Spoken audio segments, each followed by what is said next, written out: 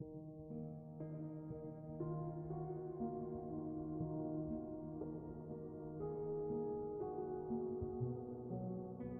लड़का पैदल किसी रास्ते से जा रहा था। उस लड़के ने देखा कि सामने वाले बिजली के खंभे पर कागज की पर्ची चिपकी पड़ी है और उस पर्ची में कुछ लिखा हुआ है। वो लड़का थोड़ा नजदीक जाकर पर्ची में क्या लिखा है वो देखने लगा। उस कागज की पर्ची में लिखा था, कल इस रास्ते से गुजरते वक्त मेरे 100 रुपए कहीं गिर गए थे। मैंने ढूंढने की बहुत कोशिश की लेकिन मुझे वो नहीं मिले। कृपया इस रास्ते पर कहीं भी किसी को भी मेरे 100 रुपए मिले तो इस पते पर पहुंचा देना। पर्ची में उसका पता भी लिखा हुआ था। लड़के को ये पर्ची पढ़कर उस पते पे जाने का मन करने लगा। वो लड़का उस पते पर पहुंचा। उसने देखा कि वहां पर एक झोपड़ी है। लड़के ने बाहर से आवाज लगाई तो उस झोपड़ी में से एक बूढ़ी औरत लाठी के सहारे बाहर आने लगी।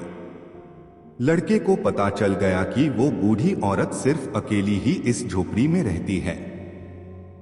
उस लड़के ने उनसे कहा कि मां जी, आपके 100 रुपए जो गिर गए थे वो मुझे मिले हैं।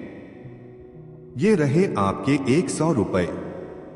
उस लड़के की बात सुनकर वो बूढ़ी औरत रोने लगती है और कहती है कि बेटा, अब तक करीब 15-20 लोग मुझे 100 रुपए देकर जा चुके हैं। बेटा, मुझे ठीक से दिखाई भी नहीं देता है और मुझे पढ़ना लिखना भी नहीं आता है।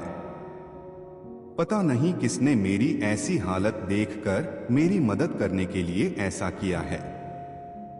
लड़के ने 100 रुपए रखने के लिए कहा पर वो नहीं मानी। लड़के के बहुत आग्रह करने के बाद आखिर में वो मान जाती है, लेकिन वो उस लड़के से कहती है कि तुम जाते वक्त वो पर्ची वहां से फाड़ कर फेंक देना। मुझे पता नहीं कि किसने मेरे पे तरस खाकर ऐसा किया है। लड़के ने कहा, मां जी, आप इस बात की फिक्र मत करना, मैं वो पर्ची फाड़ दूंगा। अब वो लड़का उस बूढ़ी औरत के घर से निकल जाता है।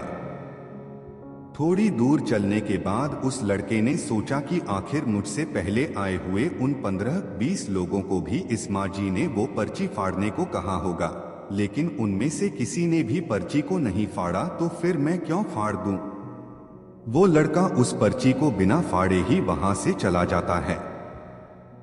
उस लड़के के मन में उस व्यक्ति के लिए बहुत ही आदर और सम्मान था जिसने ये तरीका ढूंढा था और इस जरूरतमंद बूढ़ी औरत की मदद की थी।